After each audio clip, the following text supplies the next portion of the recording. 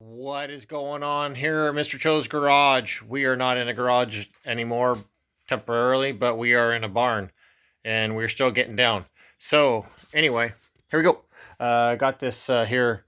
It's like a '01 Honda Foreman, the ES. We got a bad wheel bearing here. Had a little bit of movement, so we're going to go ahead and take care of that guy.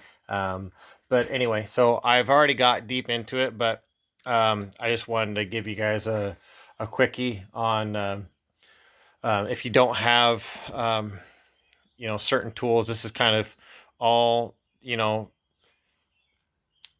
basic stuff. I mean, hammers. I use pliers, a wrench, snap ring pliers.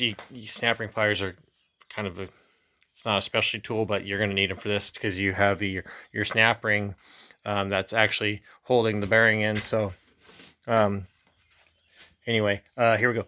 So you got your seal that's sitting in there, and then your axle, it's coming through this way, but I've already taken it apart, and then your snap ring on the inside. So when you take your seal out, your snap ring sitting in there, and then you take your snap ring out, and then this is what I was kind of talking about as far as having some home stuff.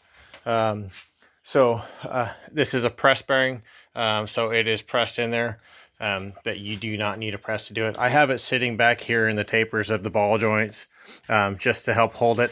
So I didn't have to take the brake line off, so I'm, same time not having to bleed the brakes back out and everything, all that, malarkey. So anyway, let's get to it. So this is what I was talking about. Basically, if you got yourself, a piece of steel or something with a hole in it, that's going to cover your outer diameter, and then it's got to be going through it. So what I'm going to do is I'm going to put a bolt with a washer on the inside here. See if I can get this here. Hey. Oh, god dang, there I am. Hey. Anyway, I'm going to bring it up against here on this inside of the bearing here.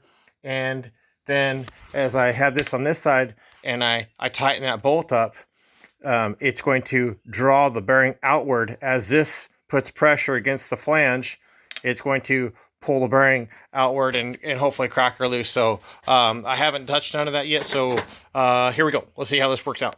See if I can get this guy here, stand up here. Still haven't got me a cameraman yet. Oh, god dang. Bear with me. Cripes. Oh goodness. Oh man. Okay. So anyway, I'm winging it right now, so I am not prepared for this. So we're just kind of going with the flow on this one here. Yeah. Anyway, I guess I should have been more prepared for this here job. Let's see here. Basically, got to find a washer that's going to fit that housing without. That might work right there. Here we go. So we're going to go like that. And let's see if we can sink this guy in here. Okay. So yeah, that's going to work.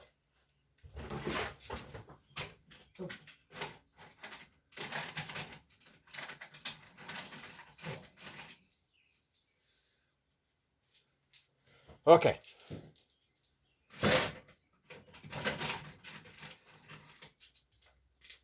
So this is perfect for those that are going to do this at home when they're winging it, and we're winging it too. So anyway, this is what we got going on here. It's going to draw from the back side.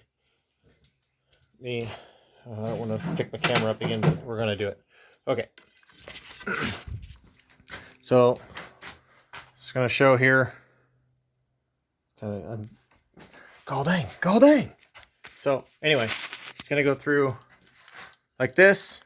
Basically on the opposite side, we're going to pull from the cage or the inner race of the bearing.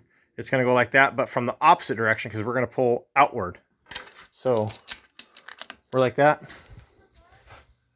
And then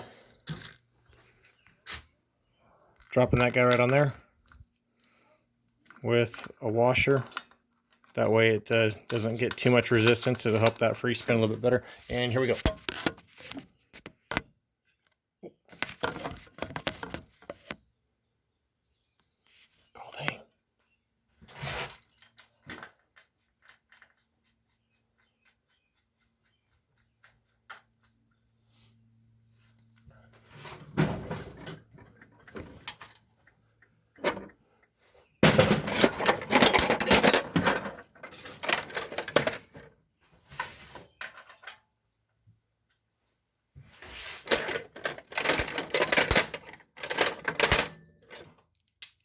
I'm going to do this all under hand power.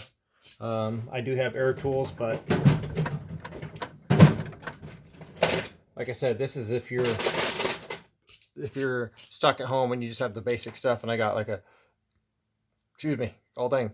I got like this really small ratchet just to make everything as difficult as possible. And then I got my wrench. It's going to hold that bolt on the inside from spinning. So as I tighten this, the bolt is going to pull through the plate, which is going to push the bearing at the same time. So that's the whole deal here. So if we try and center it up as best as possible and make everything as even Steven, we're going to go ahead and, oh dang, it'll give it a more of a straight shot instead of going crooked at an angle, because that's just going to be one more thing you're going to fight with. So anyway, here we go. Let's see what happens here.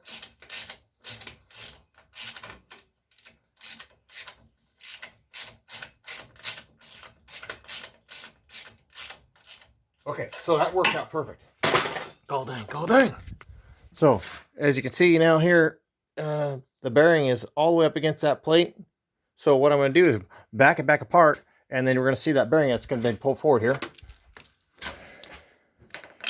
Oh man, gotta give me a camera, man. Oh, I can't hold it at the same time. Look at that. I'm getting better at putting my camera down.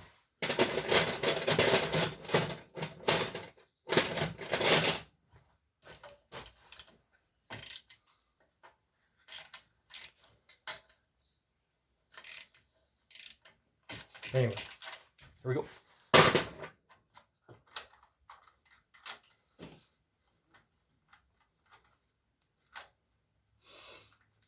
If you got something that's stuck real tight, you could put a little bit of never seize on your nut and bolt. That way it'll help it not to burr up as bad, and it can help draw it through better. Because you can put a little bit more power to it without it actually damaging your hardware first. Because like anybody knows, like if you're putting on a lug nut and you start hoofing on it and your lug nut ends up breaking off, if you put the never seize on there and then continue to hoof it, you will keep going and going and going until it snaps. So it'll all work out like that.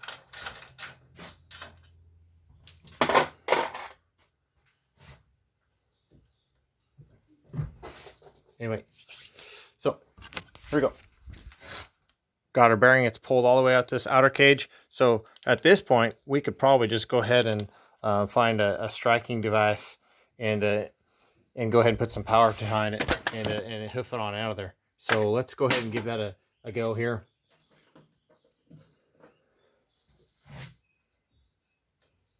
So at this point, I can pull out on the taper.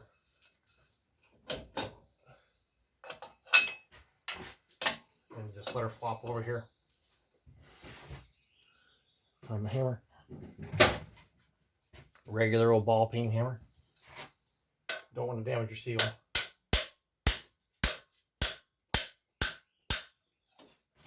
Oh, dang. There we go. We got that guy right out of there. I'll go ahead and get my hands cleaned up, and we're going to get a new one here, and I'll make another video on going back together, pretty much going the same way. We'll just go ahead and press that one out, and like we did, and we're going to press it right back in using the reverse method, but using the same stuff. But anyway, this is Mr. Cho's barn dominium on the 450 ES Foreman here. Anyway, we're replacing that there front four-wheel drive hub bearing assembly. But anyway, that's how we get down.